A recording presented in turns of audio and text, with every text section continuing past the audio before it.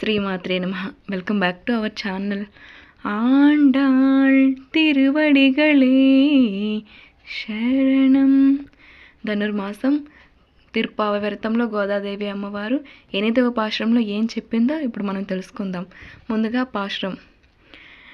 கீழ்வானம் வெள்ளென்று எருமை சிறுவீடு மேவான் பரந்தனகான் மிக்குள்ள பிள்ளைகளும் போவான் போகின்றாரை போகமால் காத்து உன்னை கூவான் வந்து நின்றோம் கோதுகலமுடைய பாவாய் எழுந்திராய் பாடிப்பறை கொண்டு மாவாய் பிளந்தானை மல்லரை மாட்டிய தேவாதி தேவனை சென்று நாம் சேவித்தால் ఆవావెండ్రు ఆరాయందు అరుళ్ ఏలోరెంబావాయ్. ఇది పాశురం. ఇప్పుడు దీని యొక్క అర్థాన్ని తెలుసుకుందాం. వ్రతానికి రాని గోపికలలో 3వ గోపిక ఇంటి ముందు నిలబడి నిద్ర లేపుతాంది ఆండాళ్ళ తల్లి. ఏమ్మా ఇంకా నిద్ర లేవలేదు, తెల్లవారలేదనుకుంటున్నావా? చూడు తీర్పు వైపున ఎంత వెలుగొచ్చేసిందో ఒకసారి చూడు అని అంటుంది ఆండాళ్ళ తల్లి. ఆ వెలుగు మీ ముఖాల యొక్క కాంతి, చంద్రబింబంలో మెరిసిపోతూ ఉంటాయి మీ ముఖాల యొక్క కాంతి, అంతేకాని తెల్లవారలేదు ఇంకా అని సమాధానం ఇస్తుంది నిద్రలో నుంచే గోపిక. అవునా, అయితే రాత్రి తిన్న ఎనువులు ఆకలితో తెల్లారేసరికి నిద్ర లేచిపోయి మేత మేస్తున్నాయి, అదైనా చూడు అని అంటే అవి నిజానికి ఎనువులు కావు, చీకటి. ఆ చీకటిని నువ్వు చూసి ఎనువు అనుకుని భ్రమపడుతున్నావు అని చెబుతుంది గోపిక. ఆ తల్లి భ్రమపడుతుందట. ఏం చెబుతుందో చూడండి.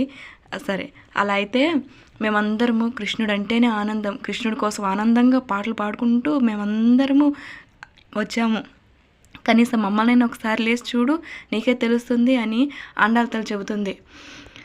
సరే, మీరందరూ వెళ్తున్నారు కదా, మరి నేను లేచి వచ్చి ఏం చేసేది అని చెబుతుంది గోపిక. ఇంత సోమరిపోతుంది, ఎట్ట నిద్ర లేపేది నేను అని ఆ తల్లి అనుకుంటుంది. కంసుడు కృష్ణుడిని బలరాముని చంపడానికి మల్లుడు ముష్టికుడు అనే 2 రాక్షసులను మల్ల యోధులను పంపిస్తాడు. మన కృష్ణుడు ఏం చేస్తాడు? మట్టి కొట్టించేస్తాడు వాళ్ళని. అంతటి దేవదేవుడమ్మా మన నారాయణుడు. అలాంటి కృష్ణుడిని మనం సేవిద్దాము, ఆయన్ని ప్రార్థిద్దాం రావమ్మా అని అనేసి పిలుస్తుంది.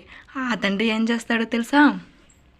అయ్యో, ఇంత పొద్దున్నే ఈ చలికి తెల్లవారుతో వచ్చి నన్ను సేవిస్తున్నారే, నన్ను ఆరాధిస్తున్నారే అని చెప్పేసి మనల్ని అడిగి అడిగి వరాలు ఇస్తాడమ్మా. మన యోగక్షేమాలను ఆయన అన్నీ చూసుకుంటాడమ్మా. అంతటి దయామూర్తి అమ్మ మన కృష్ణుడు. రామ్మ వెళ్ళి ఆయన్ని సేవిద్దాం, వ్రతం చేసుకుందాం అని ఆండాళ్ళ తల్లి పిలవగానే ఆ బాలిక వెంటనే వచ్చి వాళ్ళల్లో కలిసిపోయి వ్రతానికి వెళ్తుంది. ఇది ఈ పాశురం యొక్క అర్థం. శ్రీమాత్రే నమః.